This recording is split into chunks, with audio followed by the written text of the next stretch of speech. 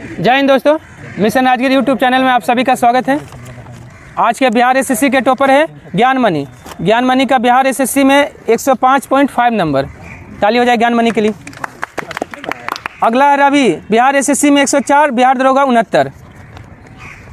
राजा, Bihar SSC 101, Bihar दरोगा 70। सुरुचि, Bihar SSC 102, Bihar दरोगा 64। Ranjit Gupta, Bihar SSC 98.5 number. Uttam Kumar, Bihar SSC 96, Bihar दरोगा 60। सौरभ, बिहार दरोगा 56, बिहार एसएससी 85। कुंदन, बिहार एसएससी 88, बिहार दरोगा 72। दिवाकर, बिहार एसएससी 93। सुजीत, बिहार दरोगा 78। नितेश, बिहार दरोगा 75। रंजीत, बिहार दरोगा 60। दिनेश, बिहार दरोगा 68.4। अंजलि, बिहार दरोगा 65। नेहा, बिहार दरोगा 71। हाँ वही है। अमन, बिहार दरोगा 50। रौशन, बिहार दरोगा 72। प्रणव, बिहार एसएससी 76। राजकुमार, बिहार दरोगा 56। निखिल, बिहार दरोगा 61। राज, बिहार एसएससी 67। संदेश, बिहार एसएससी 76.75। प्रदीप कुमार, बिहार एसएससी 74, बिहार दरोगा 64.4। अजय, बिहार दरोगा 62, बिहार एसएससी 74। रवि, बिहार एसएससी 74, बिहार दरोगा 59। तो इस प्रकार आज का बिहार दरोगा और बिहार एसएससी का नंबर था। जय हिंद दोस्तों, मिशन राजगीर यूट्यूब चैनल में आप सभी का स्वागत है। आज हम लोग 100 बहुत ही इम्पोर्टेंट क्वेश्चन का डिस्कशन लेकर आए हैं। तो चलिए हम लोग शुरू करते हैं। अगर सेशन पसंद आए तो लाइक, सब्सक्राइब और शेयर करना ना भूलिएगा। देखिए पहला क्वेश्चन क्या है। नागालैंड पहाड़ी का सर्वोच्च चोटी क्या है। नागालैंड पहाड़ी का सर्वोच्च चोटी सारामती की पहाड़ी। सारामती की पहाड़ी कहाँ है? नागालैंड पहाड़ी का सर्वोच्च चोटी है। ब्लू माउंटेन कहाँ है? ब्लू माउंटेन मिजोरम में है। रेंगमा की पहाड़ी कहाँ है? रेंगमा की पहाड़ी असम में है। और कछार की पहाड़ी भी असम में है। चलिए तो पहला क्या हो गया? एक का सी हो गया। चलिए दूसरा नंबर क्वेश्चन देखते हैं। तमिलनाडु का कोरोमंडल तट किस प्रकार के जलवायु में आता है? तमिलनाडु का कोरोमंडल तट किस प्रकार की जलवायु में आता है? तो शुष्क ग्रीष्म ऋतु वाला मानसून। ऑप्शन बी हो जाएगा, यानी एएस में पड़ता है तमिलनाडु का कोरोमंडल तट। यहीं तमिलनाडु का कोरोमंडल तट में जो है क्या होता है, लौटते मानसून से वर्षा होती है। किस महीने में? तो अक्टूबर नवंबर के महीने में तमिलनाडु में लौटती हुई मानसून से वर्षा होती है। चलिए अगला क्वेश्चन देखिए, क्वेश्चन नंबर 3। वनस्पति का सूक्ष्म पोषक तत्व कौन है? वनस्पति का सूक्ष्म पोषक तत्व कौन सा है? तो आपका मैग्नीज जो है सूक्ष्म है। टोटल वनस्पति को कितना पोषक तत्वों की आवश्यकता होती है? टोटल 17 होती है। 17 में से आपका 9 जो है बृहद मात्रा में चाहिए और 8 अल्प मात्रा में चाहिए। टोटल वनस्पति को कितने पोषक तत्वों की? तो 17। चलिए अगला क्वेश्चन देखते हैं हम लोग, क्वेश्चन नंबर 4। भारतीय कृषि के इतिहास नामक पुस्तक के लेखक कौन है? भारतीय कृषि का इतिहास कौन लिखे हैं? MS Randhawa. Option B MS Randhawa का पुस्तक है भारतीय कृषि का इतिहास। अब भारत में हरित क्रांति का जनक किसे माना जाता है? एमएस स्वामीनाथन को माना जाता है। ठीक है। अब भारत में हरित क्रांति कब आया था? 1967-68 में आया था। भारत में पहला हरित क्रांति 1967-68 में आया है। ठीक है। चलिए दूसरा हरित क्रांति बोलेगा तो आपका 1983 में। चलिए उसके बाद देखते हैं कॉपलैंड बोलेगा 3 जगत प्रणाली कौन दिया है? तो आपका हैकल। लेकिन 4 जगत प्रणाली कॉपलैंड और 2 जगत प्रणाली कौन दिया? लिनियस। और 5 जगत प्रणाली व्हिटेकर। 2 जगत प्रणाली लिनियस, 3 जगत हैकल। 3 वर्ड हैकल तो 3 जगत। कॉपलैंड 4 जगत और व्हिटेकर 5 जगत। बीपी पॉल को भारत में गुलाब का पिता किसको कहा जाता है? बीपी पॉल को कहा जाता है। चलिए अगला क्वेश्चन देखते हैं, क्वेश्चन नंबर 5। क्वेश्चन नंबर 5 देखिए, खारवेल के शासन की घटनाओं का क्रमबद्ध विवरण किस अभिलेख से मिलता है? किस अभिलेख से मिलता है? तो हाथी गुफा अभिलेख। ऑप्शन ए हो जाएगा, हाथी गुफा अभिलेख कलिंग नरेश खारवेल से संबंधित है। ठीक ना।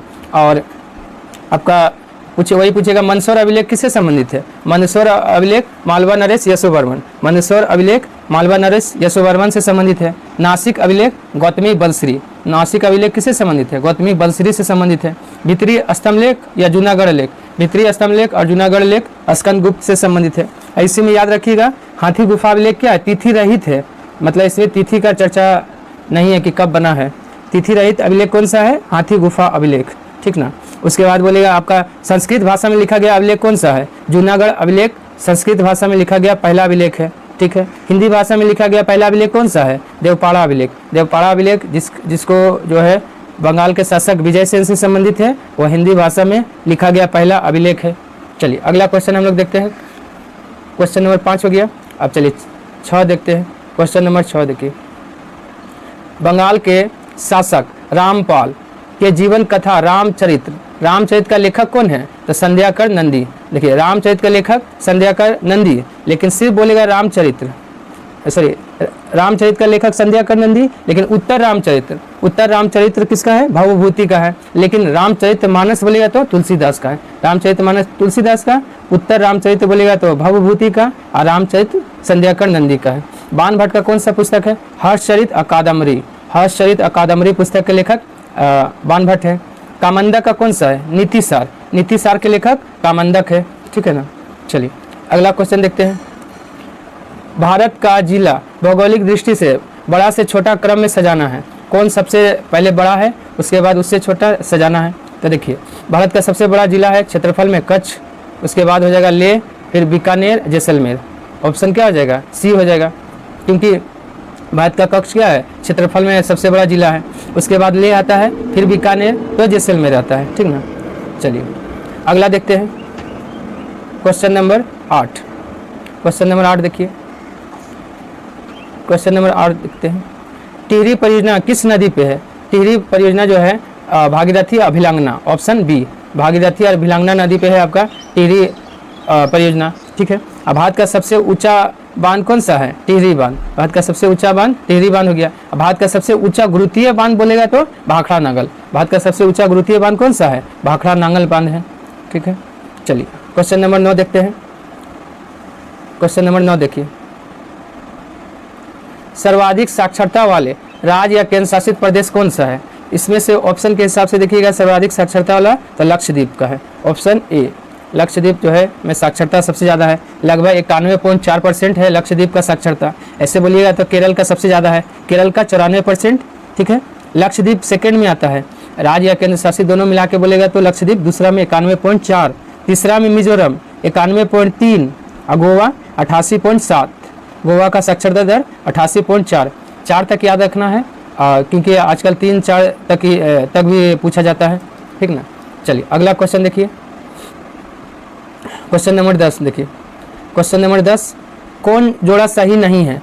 स्थानांतरित कृषि के बारे में बताना है कि कौन जो है सही नहीं है। तो देखिए कौन हो जाएगा? कोनुकू वेनेजुएला, ये तो सही है। बेबर डहिया मध्य प्रदेश, ये भी सही है। चेन्ना श्रीलंका, ये भी सही है। लेकिन आपका जो है कोमान राजस्थान, यही गलत है। ये आपका जो है कोमान कहाँ पड़ता है? कोमान मतलब स्थानांतरित कृषि किस राज्य का है? राज्य में कहा जाता है तो उड़ीसा में हो गया, ठीक है। चलिए अगला देखते हैं। सही मिलान करना, देखिए ट्राइसेम कार्यक्रम कब शुरू हुआ है? तो ट्राइसेम कार्यक्रम 2000 में, सॉरी ट्राइसेम 1979 में, इसका 3 हो जाएगा। अंत्योदय योजना कब शुरू हुआ है? 1977-78 में, ऑप्शन 4। अन्नपूर्णा योजना 2000 से 2001 ईस्वी के बीच हुआ है, तो इसका 1 हो जाएगा।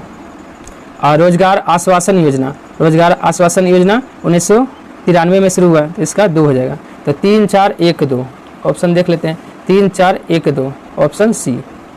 चलिए अगला देखते हैं। वर्तमान में नवरत्न कंपनी की संख्या कितनी है भारत में? वर्तमान में नवरत्न की संख्या भारत में 16 है नवरत्न। वही महारत्न बोलेगा तो 13 है महारत्न। और मिनी रत्न कितना है? मिनी रत्न 76। देखिए मिनी रत्न कितना है? 76, और महारत्न बोलेगा तो 13। चलिए अगला देखते हैं। क्वेश्चन नंबर 13 देखिए, अर्थशास्त्र उन तत्वों का अध्ययन है जो रोजगार और जीवन स्तर को प्रभावित करता है, यह किसने कहा था? यह किसका है? तो कार्ल मार्क्स का, ऑप्शन बी। ठीक है, चलिए अगला देखते हैं। अगला क्वेश्चन देखिए, किस योजना में उच्च मूल्य की मुद्रा की वैधता, समाप्ति, शराबबंदी, जन वितरण प्रणाली का विस्तार तथा सार्वजनिक बीमा योजना का शुरुआत हुआ है? किस योजना में शुरुआत हुआ है? तो अनवरत योजना, ऑप्शन बी, अनवरत योजना में हुआ है। ठीक है, और अनवरत योजना जो है कब से कब तक रहा था? 1978 से 80 तक रहा था। अनवरत योजना 1978 से 80, इसको रोलिंग प्लान भी कहते हैं। कौन लाया था? गुरनाल मिंडल ने। गुरनाल मिंडल ने अपनी पुस्तक एशियन ड्रामा में अनवरत योजना को पेश किया था। चलिए अगला देखते हैं, क्वेश्चन नंबर 15। टाइलर पुरस्कार किस क्षेत्र में दिया जाता है? टाइलर पुरस्कार पर्यावरण के क्षेत्र में दिया जाता है, ऑप्शन ए। पर्यावरण के क्षेत्र में टाइलर पुरस्कार कब से? 1973 से। टाइलर पुरस्कार जो है 1900 कब से दिया जाता है? 1973 से दिया जाता है। ठीक है, 1973 से। ठीक है, और वही बोलेगा कंप्यूटर के क्षेत्र में कौन सा पुरस्कार दिया जाता है? तो ट्यूरिंग पुरस्कार। ट्यूरिंग पुरस्कार किस क्षेत्र में दिया जाता है? कंप्यूटर के क्षेत्र में 1966 से दिया जाता है। विज्ञान के क्षेत्र में कलिंग पुरस्कार और भटनागर पुरस्कार। कलिंग और भटनागर पुरस्कार विज्ञान के क्षेत्र में दिया जाता है। खेल के क्षेत्र में तो बहुत सारा पुरस्कार है। देखिए, खेल के क्षेत्र में सबसे पहला कौन सा पुरस्कार है? अर्जुन पुरस्कार शुरू हुआ 1961 में शुरू हुआ। उसके बाद द्रोणाचार्य पुरस्कार 1985 में शुरू हुआ। उसके बाद राजीव गांधी खेल रत्न पुरस्कार 1991-92 में शुरू हुआ है। उसी का नाम अब हो गया है मेजर ध्यानचंद खेल रत्न पुरस्कार। और उसके बाद है ध्यानचंद पुरस्कार। एक ध्यानचंद पुरस्कार अलग से है, वो 2002 से शुरू हुआ है। ठीक है, और खेल के क्षेत्र में सबसे बड़ा जो है पुरस्कार कौन सा है? तो यही राजीव गांधी खेल रत्न पुरस्कार जो पहले था, उसी का नाम नया क्या हो गया है? मेजर ध्यानचंद खेल रत्न पुरस्कार। यही खेल के क्षेत्र में सबसे बड़ा पुरस्कार है। चलिए अगला देखते हैं, क्वेश्चन नंबर 16। क्वेश्चन नंबर 16 देख, चलिए आगे करते हैं। आगे करने से पहले एक थोड़ा सा सुधार कर लीजिएगा, इसके लिए माफ़ी चाहेंगे। 13 नंबर क्वेश्चन जो है, 13 नंबर का आंसर क्या हो जाएगा? देखिए 13 नंबर का बोलता है अर्थशास्त्र उन तत्वों का अध्ययन है जो रोजगार और जीवन स्तर को प्रभावित करता है। यह किसने कहा? यह बेनहम का कथन है, ऑप्शन डी हो जाएगा, ऑप्शन डी, बेनहम। ठीक है, चलिए इसका आंसर क्या हो जाएगा? बेनहम, इसको कर लीजिएगा। 13 का क्या हो जाएगा? बेनहम। ठीक है, चलिए बेनहम कर लीजिएगा, बेनहम सही है। चलिए अगला देखते हैं। अगला क्वेश्चन 14 हो गया, 15 हो गया। चलिए 16 से आते हैं। क्वेश्चन नंबर 16 देखिए, साधारण लागत पर राष्ट्रीय आय किसके बराबर होता है? साधारण लागत पर राष्ट्रीय आय जो है आपका ऑप्शन बी, NNP मतलब मार्केट प्राइस माइनस अप्रत्यक्ष कर प्लस अनुदान। ऑप्शन क्या हो जाएगा? बी हो जाएगा। ठीक है, चलिए अगला क्वेश्चन देखते हैं। Question number 17। ये 17 जो है क्वेश्चन दरोगा में दो बार पूछा गया क्वेश्चन है। एक बार इन्फोर्समेंट SI, एक बार 2213 पोस्ट के लिए जो आया था। चलिए देखिए, किस संविधान संशोधन अधिनियम के तहत संविधान संशोधन विधेयकों पर राष्ट्रपति को स्वीकृति देने के लिए बाध्यकारी बना दिया गया था? किस संविधान संशोधन? तो 24वां संविधान संशोधन अधिनियम 1971 में यह सबसे पहले व्यवस्था किया गया। बाद में हालांकि आपका 42वां में भी व्यवस्था किया गया, लेकिन 24वां संविधान संशोधन अधिनियम 1971 इसका आंसर होगा पहली बार। चलिए अगला देखते हैं। Question number 18। राष्ट्रपति वित्त आयोग के सिफारिश को किस अनुच्छेद के तहत संसद के प्रत्येक सदन के समक्ष रखवाते हैं? अनुच्छेद 281। अनुच्छेद 281 के द्वारा जो है वित्त आयोग के सिफारिश को राष्ट्रपति संसद के दोनों सदन के पटल पर रखवाते हैं। और वित्त आयोग में कुल कितना सदस्य होता है? एक अध्यक्ष और 4 अन्य सदस्य, टोटल 5 होता है। वित्त आयोग का चर्चा अनुच्छेद 280 में है। चलिए अगला देखते हैं। Question number 19। क्वेश्चन नंबर 19 देखिए, बुनकरों की हड्डी से भारत की भूमि सफ़ेद हो गई है। उपनिवेशवाद को लेकर यह कथन किसका है? तो यह कथन किसका है? विलियम बेंटिंग का है, ऑप्शन ए, विलियम बेंटिंग का है। ठीक है, वहीं कार्ल मार्क्स दास कैपिटल कौन लिखा है? कार्ल मार्क्स लिखा है। और दुनिया के मजदूर एक होकर नारा भी कौन दिए हैं? तो कार्ल मार्क्स ही दिए हैं। चलिए अगला क्वेश्चन देखिए। अगला क्वेश्चन है क्वेश्चन नंबर 20। राजा रणजीत सिंह किस स्थान पे अदालत ए आला की स्थापना की है? अदालत ए आला का स्थापना रणजीत सिंह ने लाहौर में किया था, ऑप्शन बी। रणजीत सिंह की जो है राजधानी कहाँ थी? लाहौर था। और दूसरा राजधानी आपको देखिए अमृतसर को सांस्कृतिक राजधानी बनाए थे। ठीक है, और रणजीत सिंह ने जो है अमृतसर का संधि किए थे। राजा रणजीत सिंह ने अमृतसर का संधि 25 अप्रैल 1809 में किए थे। चलिए अगला क्वेश्चन देखते हैं। क्वेश्चन नंबर 21, भारत में यूरोपीय व्यापारी शक्ति के आगमन का क्रम बताना है कि कौन पहले आया कौन बाद में। देखिए पुर्तगाली सबसे पहले वास्को डी गामा 1498, पुर्तगाली कब 1498 में आया है, ठीक है 1498। उसके बाद है डच, डच व्यक्ति में डच आगे है, पहले आया है। डच कब आया है 1595-96 में, 1596 में, ठीक है। उसके बाद अंग्रेज, अंग्रेज 1600 में, अंग्रेज कब है तो 1600 में अंग्रेज। उसके बाद है डेनिश, डेनिश कब आया 1616, डेनिश 1616 में आया है, ठीक है। फ्रांसीसी 1664, फ्रांसीसी कब आया है 1664 में आया है। तो देखिए पुर्तगाली, डच, अंग्रेज, डेनिश, फ्रांसीसी, तो इसका ऑप्शन क्या हो जाएगा, ऑप्शन ए हो जाएगा, ठीक है। लेकिन कंपनी का आगमन का अगर बात बोलता कंपनी, तो फिर उसमें जो है अंग्रेज पहले आ जाते, तो उस हिसाब से आपका कौन हो जाता है, ऑप्शन सी हो जाता है। लेकिन व्यक्ति के बारे में अगर बात करें तो व्यक्ति में डच पहले आएगा, ठीक है। चलिए अगला क्वेश्चन देखते हैं। क्वेश्चन नंबर 22, शेरशाह के समय चांदी के रुपये और तांबे के दाम का विनिमय दर क्या था, ऑप्शन सी 1:64 के अनुपात में था। तो चांदी जो है 1 और तांबे का दाम जो है 64 के अनुपात में था। और चांदी का रुपया सबसे पहले जो है कौन चला है, शेरशाह सूरी। चलिए अगला देखते हैं। अगला क्वेश्चन है और पूछेगा ना शेरशाह सूरी के बारे में। प्रथम अफगान राज का स्थापना जो है कौन किया था, तो बहलोल लोदी। प्रथम अफगान राज का स्थापना बहलोल लोदी, लेकिन द्वितीय अफगान राज का स्थापना कौन किया है, सिकंदर लोदी। द्वितीय अफगान राज का स्थापना सिकंदर लोदी किया है। प्रथम अफगान राज का संस्थापक तो आपका बहलोल लोदी, लेकिन द्वितीय अफगान राज का संस्थापक शेरशाह सूरी है, शेरशाह सूरी। चलिए अगला क्वेश्चन देखते हैं। कौन से कोशिकांग कोशिका के डाकघर के रूप में जाना जाता है, कौन सा कोशिकांग को कोशिका का डाकघर कहा जाता है, तो ये कहा जाता है गोल्जी काय को, ऑप्शन सी गोल्जी काय को कहा जाता है। और गोल्जी काय का खोज कैमिलो गोल्जी ने किया था, ठीक है। चलिए अगला क्वेश्चन देखते हैं।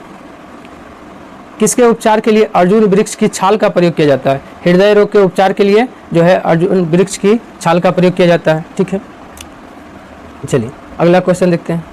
किन जंतुओं में प्रत्येक चक्र के दौरान रक्त 2 बार हृदय से होकर गुजरता है, किन जंतुओं में यह घटना होती है, तो स्तनधारी में होता है, ठीक है, पक्षी में भी होता है और सरीसृप में, ऑप्शन डी हो जाएगा। स्तनधारी, पक्षी और सरीसृप में यह घटना होती है। चलिए ऊपरी मेंटल को निचले मेंटल से अलग करता है कौन, ऊपरी मेंटल को निचले मेंटल से अलग कौन करेगा, तो रेपेटी असमता, ऑप्शन सी रेपेटी असमता जो है ऊपरी मेंटल को निचली मेंटल से अलग करता है, ठीक है। वहीं बोलेगा कोनरोड असमता, कोनरोड असमता जो है ऊपरी क्रस्ट और निचली क्रस्ट को अलग करता है।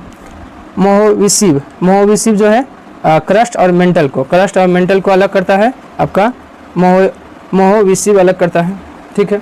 उसके बाद है एक गुटेन वर्ग आता है, गुटेन वर्ग जो है गुटेन वर्ग किसको अलग करता है, तो निचला मेंटल और ऊपरी क्रस्ट निचला मेंटल और ऊपरी क्रोड को अलग करता है गुटेन वर्ग, ठीक है। चलिए अगला देख लेते हैं हम लोग।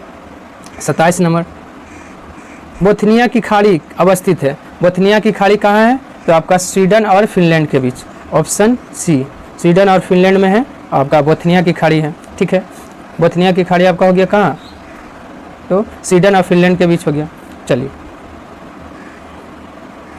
और 28 नंबर, नहरों का देश किसे कहा जाता है, नहरों का देश पाकिस्तान को कहा जाता है। वहीं नदियों का देश बांग्लादेश को कहा जाता है। जापान को क्या कहा जाता है, जापान को उगते सूर्य का देश, उगते सूर्य का देश जापान को। म्यांमार, स्वर्णिम पेगोड़ा का देश म्यांमार को कहा जाता है। अब भारत को, चलिए अगला क्वेश्चन देखते हैं। क्वेश्चन नंबर 29, निम्न में से कौन सी राजधानी सही नहीं है, इसमें से सही नहीं है कौन सा चुनना है। देखिए कोमोरोस की राजधानी मोरोनी, कोमोरोस की राजधानी मोरोनी सही है, ठीक है। मलावी की राजधानी बमाको गलत है। मलावी की राजधानी लिंगनोगवे, मलावी की राजधानी कहाँ है, लिंगनोगवे है। अब बमाको किसका है, माली का, माली की राजधानी बमाको, माली की राजधानी कहाँ है, बमाको है, ठीक है। और इरिट्रिया का अस्मारा, इरिट्रिया का अस्मारा ये तो सही है। और चाड़ का एन जदामेना होगा, ये भी सही है। तो आपका कौन गलत था, ऑप्शन बी गलत ही चुनना था हम लोग को। चलिए अगला देख लेते हैं हम लोग। अगला क्वेश्चन है, कहोरो, पांसा बांध और करीबा बांध किस नदी पे स्थित है, तो जम्बेजी नदी पे, ऑप्शन डी।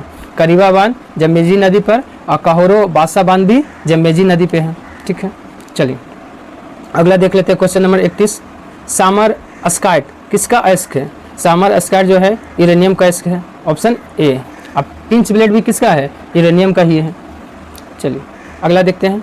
हम्पी में विजयनगर के अवशेष किसके द्वारा 1800 ईस्वी में प्रवेश में लाया गया? मतलब उजागर कौन किया है हम्पी का विजयनगर का अवशेष को? तो colonel Holt Mackenzie, option D. Colonel Holt Mackenzie ने जो है हम्पी का विजयनगर के अवशेष को जो है प्रकाश में लाया था। ठीक है, चलिए अगला ये 33 नंबर। 1857 के विद्रोह पर विचार करना है कि कौन सा सही है। मंगल पांडे ने मेजर आयर और लेफ्टिनेंट हेर्से को गोली मार दिया था, ये गलत है। मंगल पांडे जो है मेजर बाथ और ह्यूसेन, मेजर बाथ और ह्यूसेन को गोली मारा था, मेजर आयर नहीं था, तो ये तो गलत हो गया, पहला तो गलत हो गया। उड़ीसा में सुरेंद्र साई ने 1857 की क्रांति विद्रोह का नेतृत्व किया था, ये सही है। और 1858 की घोषणा में भारतीय राज्यों के लिए ब्रिटिश साम्राज्य में विलय करने के विचार को परित्याग किया जाएगा, ये भी क्या है? ये सही है। जो है 3 नंबर जो है ऑप्शन सी सही है। 4 देखिए, यह सभ्यता और बर्बरता का संघर्ष है, यह टी.आर. होम्स ने कहा था, ये भी सही है। तो कौन सही है? ऑप्शन बी, सी, डी, ऑप्शन बी हो जाएगा। 2, 3, 4 सही था। चलिए अगला आते हैं क्वेश्चन नंबर 34 देखते हैं हम लोग। महेशपुर की रानी सर्वेश्वरी किस विद्रोह से जुड़ी हुई थी? महेशपुर की रानी जो है सर्वेश्वरी किस विद्रोह से जुड़ी थी? तो पहाड़िया विद्रोह, ऑप्शन ए। पहाड़िया विद्रोह, यही पहाड़िया विद्रोह जो है ना, प्रथम जनजातीय विद्रोह पूछेगा कौन सा है? तो पहाड़िया विद्रोह कब हुआ था? 1772 से 1782 के बीच हुआ था पहाड़िया विद्रोह। ठीक है, चुआरो विद्रोह कब हुआ था? चुआरो विद्रोह 1769 से 1800 ईस्वी में हुआ था, बांकुड़ा बंगाल में। ठीक है, और इसका नेता जगन्नाथ सिंह और कर्णगढ़ की रानी शिरोमणि, जगन्नाथ सिंह और कर्णगढ़ की राजधानी शिरोमणि इसका नेता थी। चलिए उसके बाद भारत छोड़ो असहयोग आंदोलन जानवे करते हैं। अगला आइए 35 नंबर क्वेश्चन। भक्ति आंदोलन के संत कौन थे जिन्हें भावी उत्तर भारतीय पंथों का आध्यात्मिक गुरु माना जाता है? किनको माना जाता है? तो कबीर को, ऑप्शन बी, कबीर को माना जाता है। चलिए निम्नलिखित में से कौन सा सही है? इसमें से बताना है कौन सा जो है इसमें से सही है। वेलन वगई जो है ये ब्राह्मणों को पार, गलत है। गैर ब्राह्मणों किसान स्वामी भूमि को कहा जाता था वेलन वगई। साला भोग विद्यालय के रख रखाव का भूमि, हाँ ये तो सही है। 2 तो सही है, 1 तो गलत था। ब्रह्मदेव मंदिरों को दिया जाने वाला, ब्रह्मदेव क्या था? मंदिरों को दिया जाने वाला नहीं, ब्रह्मदेव जो है ब्राह्मणों को दिया गया भूमि था।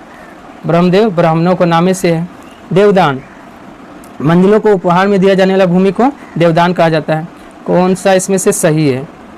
तो ये भी गलत था, ये भी गलत था। तो कौन सही है? ऑप्शन बी, केवल बी सही है। तो क्या हो जाएगा? 36 का बी। एक सेकंड, 36 का बी हो जाएगा। चलिए 37 में देखिए, सोने के सर्वाधिक सिक्के, एक सेकंड,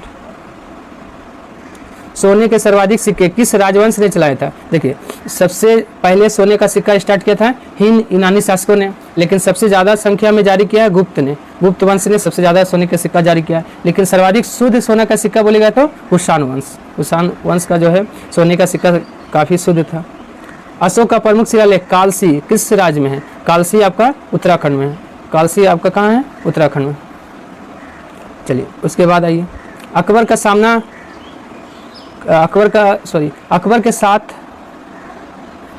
के साथ कड़ाई से सामना करने वाली रानी चांद बीबी कहाँ की शासिका थी?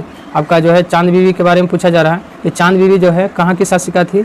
एक सेकेंड, चांद बीबी जो है कहाँ की शासिका थी? तो आपका दौलताबाद, ऑप्शन सी, दौलताबाद की शासिका थी। दौलताबाद बोलिए या बीजापुर, दौलताबाद या बीजापुर की शासिका थी। 1599 में अकबर ने आक्रमण किया था दौलताबाद में।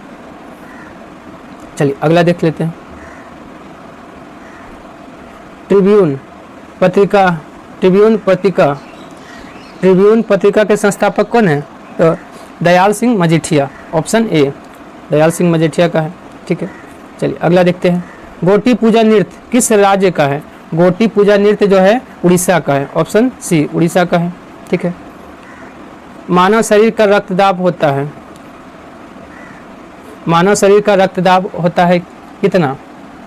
तो देखिए मानव शरीर का रक्त दाब वायुमंडलीय दाब से अधिक होता है, ऑप्शन ए होता है। ठीक है, अगला देखते हैं। मानव शरीर के मेखला में कुल कितनी हड्डी होता है? मानव शरीर के मेखला में कुल हड्डियों की संख्या 6, ऑप्शन ए 6 होता है। ठीक है, अगला देखते हैं क्वेश्चन नंबर 44।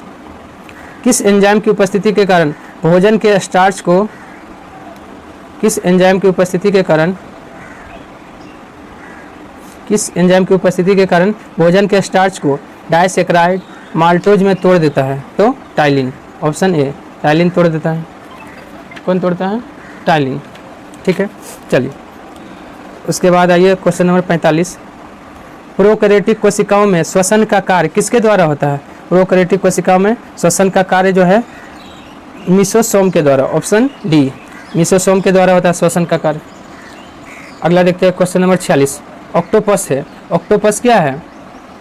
एक मृदु कवची है जो मोलस्का संघ का है। ऑक्टोपस जो है मोलस्का संघ का है जो मृदु कवची है। इसमें 8 पैर होता है।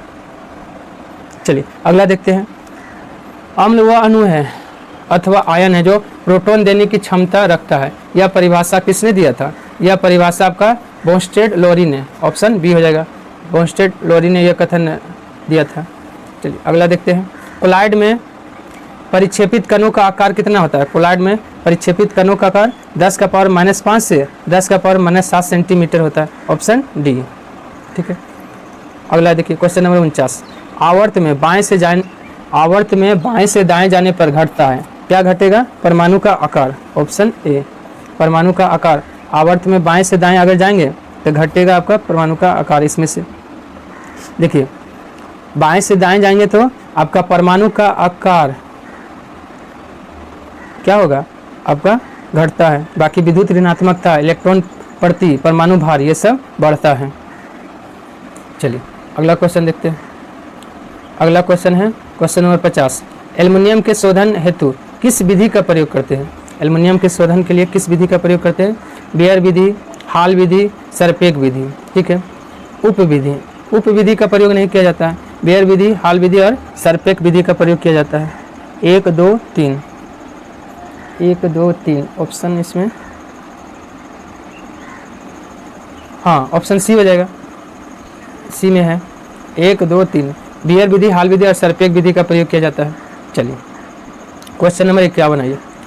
गैस से ठोस बनने की विधि क्या कहलाती है? देखिए गैस से ठोस बन रहा तो ऊर्ध्वपातन उत्क्रमण यानी इसी को निक्षेपण कहते हैं, ऑप्शन सी निक्षेपण कहते हैं।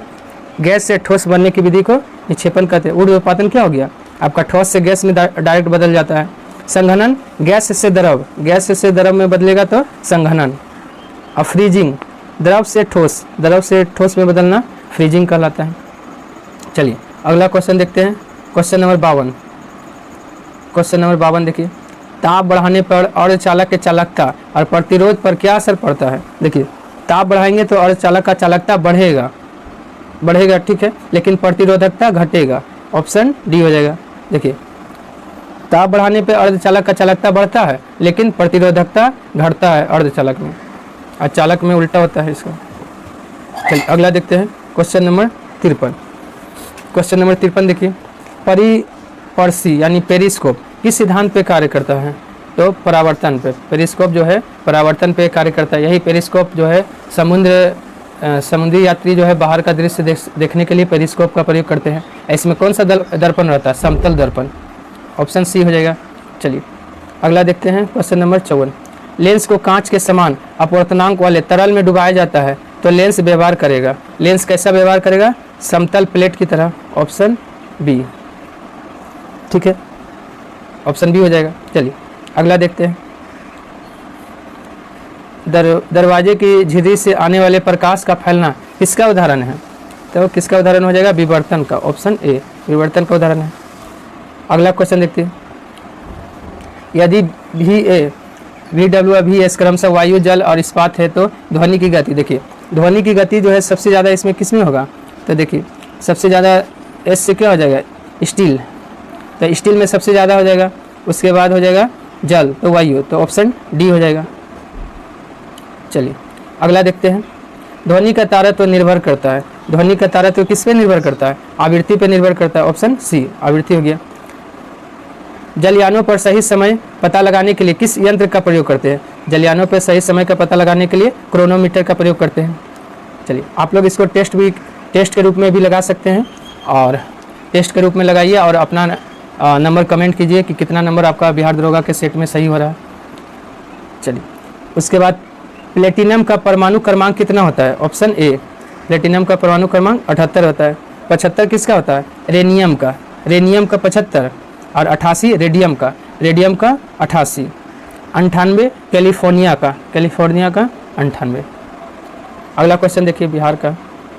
सुपौल जिला का सीमा बिहार के किस जिले से नहीं सटता है? सुपौल का किस से नहीं सटेगा? तो किशनगंज से नहीं सटेगा। ठीक है, देखिए सहरसा से लगेगा, सहरसा, मधेपुरा, मधुबनी, ये सबसे तो लगेगा ही, लेकिन किशनगंज से नहीं लगेगा। चलिए सहरसा याद रखिएगा। बिहार का 19वां नगर निगम कौन बना है? सहरसा। 19वां नगर निगम बिहार का सहरसा बना। चलिए कौन विद्युत ताप परियोजना में सही नहीं है? मिलान जो है सही नहीं है। कजरा ताप विद्युत लखीसराय में सही है, कजरा जो है लखीसराय में है। कांटी मुजफ्फरपुर में है, कांटी ये मुजफ्फरपुर में सही है। अगनूर अरवल में है, अररिया में नहीं है। अगनूर कहाँ है? अरवल में है अगनूर। चलिए अगनूर कहाँ हो गया? तो अगनूर अरवल में है। कहाँ हो गया? अरवल में है।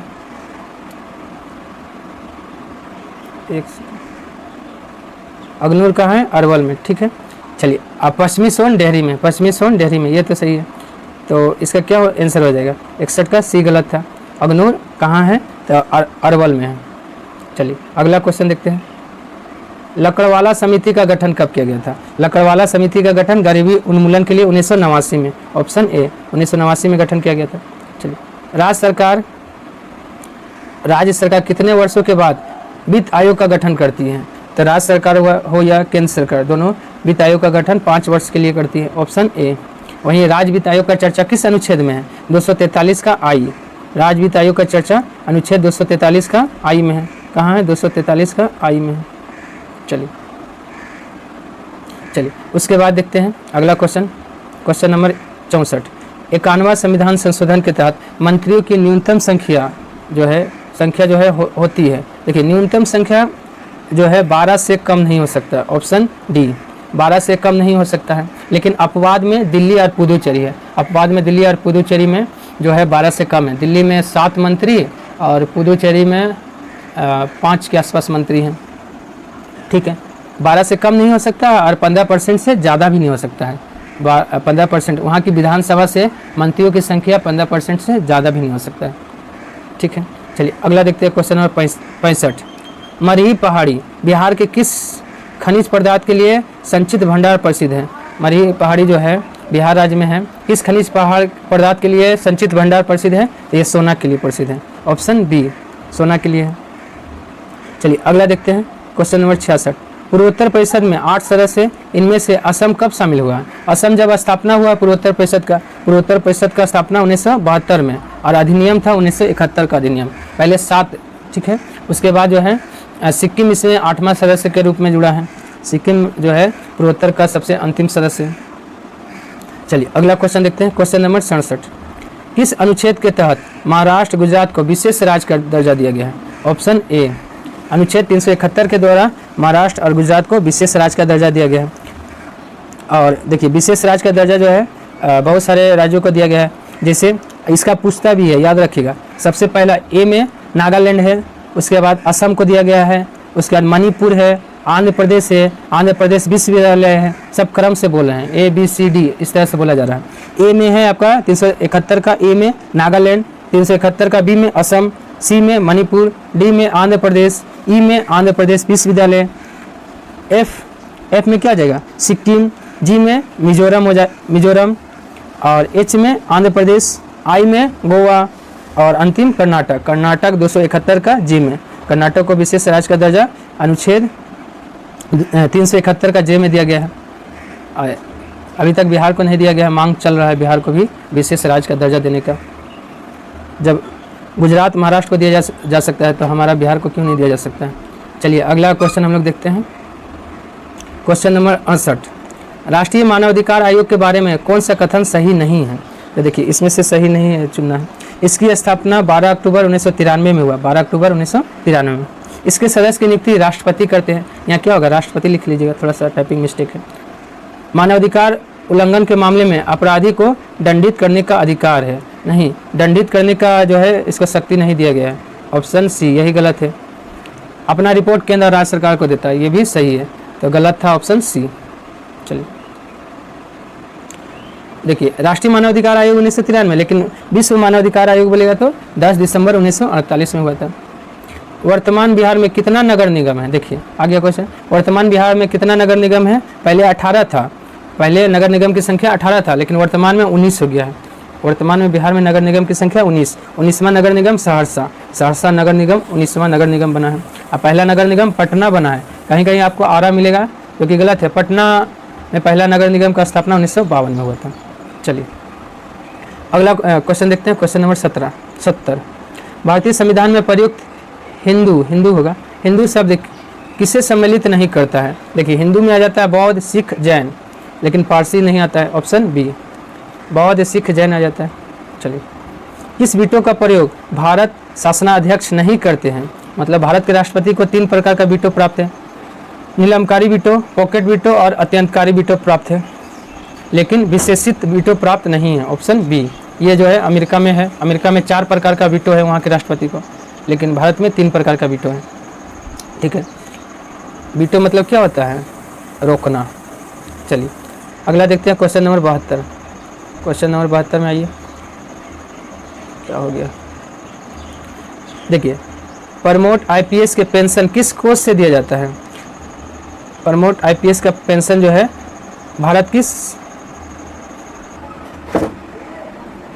चलिए देखते हैं अगला, प्रमोट आईपीएस के पेंशन किस कोष से दिया जाता है, किस कोष से दिया जाता है, तो आपका जो है राज्य की संचित निधि से, ऑप्शन सी हो जाएगा। ठीक है, चलिए अगला देखते हैं। देखिए मैथ है, इसको थोड़ा बना लीजिएगा आप लोग। 73 में आंसर क्या होता है, क्या हो जाएगा, आंसर बता देते हैं, बी हो जाएगा। चलिए 74 है, 74 का ए, 75 देखिए 75 का 2, चलिए 76 आ जाते हैं। 76 का 3 अंतरिप हो जाएगा, इसमें से भिन्न चुनना था। प्रायद्वीप, द्वीप, खाड़ी एक है, लेकिन अंतरिप अलग है। 77 रीजनिंग है, इसका 28 हो जाएगा। चलिए 78 आई, वाक्य के आधार पर कल्पना करते हुए कि प्रत्येक स्कूल के पास छात्र है, यह सत्य हो तो कौन सा कथन सत्य है, कौन सा कथन सत्य है कि कोई भी स्कूल बिना छात्र के नहीं है, ऑप्शन सी। कोई भी स्कूल कोई भी स्कूल क्या है, बिना छात्र के नहीं, ऑप्शन सी हो जाएगा। ठीक है, 79 में आइए, क्वेश्चन नंबर 79। दशानन में कौन सा समास है, दशानन में कौन सा समास है, बहुब्रीहि समास है। 10 है आनंद जी से, मतलब 10 सिर है। चलिए बहुब्रीहि समास हो गया। अगला देखिए, चूज द करेक्ट स्पेलिंग, इसमें से करेक्ट स्पेलिंग कौन सा है, मैग्निफिसेंट है, ऑप्शन बी, ये सही है स्पेलिंग। चलिए 81 में आइए, 81 है, 33वां व्यास सम्मान 2023 किसे दिया गया है, 33वां व्यास सम्मान पुष्पा भारती को दिया गया है, ऑप्शन सी। पुष्पा भारती को यादें और यादें के लिए दिया गया है 33वां व्यास सम्मान 2023। स्वच्छ सर्वेक्षण 2023 में सबसे स्वच्छ का पुरस्कार इंदौर जीता है, लगातार कितनी बार, लगातार 7वीं बार जीता है इंदौर सबसे स्वच्छ शहर का खिताब। आइए, नाटो का 31वां सदस्य कौन बना है, नाटो का 31वां सदस्य फिनलैंड बना है। अब 32वां बोलेगा तो स्वीडन। नाटो का स्थापना कब हुआ था, 4 अप्रैल 1949 में हुआ है। मुख्यालय कहाँ है, नाटो का मुख्यालय ब्रुसेल्स बेल्जियम में है।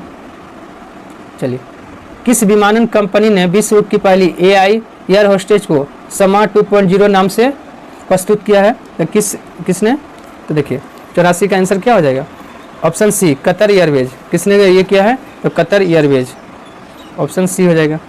ठीक है, चलिए अगला देखते हैं 85 में। देखिए, महावीर जयंती के अवसर पर प्रधानमंत्री मोदी ने किस स्थान पर 2550 में भगवान महावीर निर्वाण महोत्सव का उद्घाटन किया है, तो नई दिल्ली के भारत मंडप में, ऑप्शन डी, नई दिल्ली के भारत मंडप में। चलिए अगला देखते हैं क्वेश्चन नंबर 86। बैडमिंटन का 2024 का थॉमस कप और उबेर कप किसने जीता है? तो चीन ने जीता है थॉमस कप और उबेर कप, जो दोनों जो है बैडमिंटन से संबंधित है। थॉमस कप पुरुष का है और उबेर कप महिला बैडमिंटन से संबंधित है। चलिए अगला क्वेश्चन देख लेते हैं। वनों की कटाई, भूमि पर अवैध कब्जे और मानवाधिकार के उल्लंघन को लेकर चर्चा में रहा बाहिया स्टेट किस देश में है? बाहिया स्टेट ब्राज़ील में है, ऑप्शन डी। चलिए अगला देख लेते हैं। हाउ टू बी हैप्पी पुस्तक के लेखक कौन है? हाउ टू बी हैप्पी पुस्तक के लेखक आपका बताना है किनका है, तो ये किनका? रस्किन बॉन्ड का है, रस्किन बॉन्ड, ऑप्शन बी। 89 में ये आईसीसी पुरुष T20 विश्व कप 2026 का आयोजन कहाँ किया जाएगा? तो यह किया जाएगा भारत और श्रीलंका में, ऑप्शन ए, भारत और श्रीलंका में। वहीं आईसीसी का स्थापना कब हुआ था? 1909 में। बीसीसीआई का स्थापना कब हुआ है? 1928 में। दोनों क्रिकेट से जुड़ा संस्था है।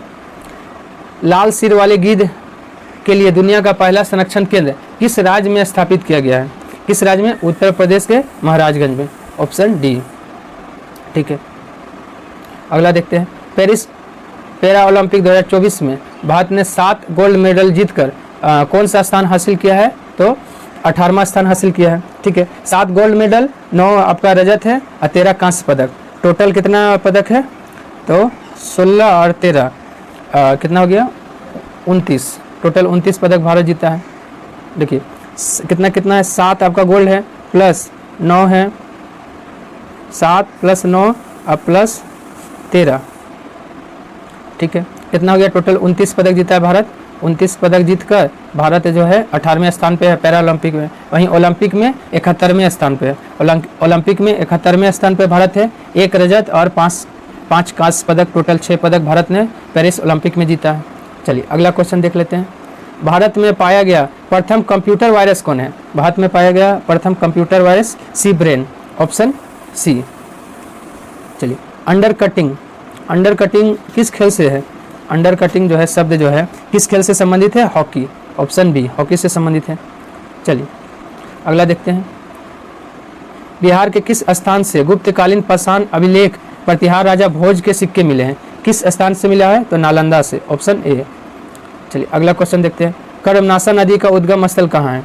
कर्मनाशा नदी का उद्गम स्थल आपको बताना है विंध्याचल पहाड़ी, ऑप्शन बी। चलिए अगला देखते हैं। चिंज दोआब किन 2 नदियों के बीच है? चिंज दोआब जो है चिनाब और झेलम के बीच है, ऑप्शन सी, चिनाब और झेलम के बीच है।